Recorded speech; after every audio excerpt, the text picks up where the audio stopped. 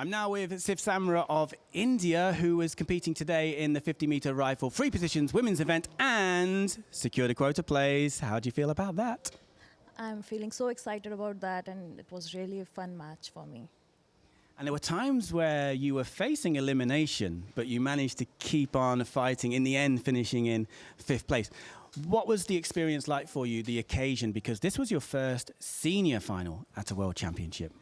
The experience was really great because my kneeling position was not good in the qualification, but I ended up with a beautiful standing, so I'm really proud of my standing. And just again, obviously personally, the quota place means a lot, but what does it mean for your nation as well, India?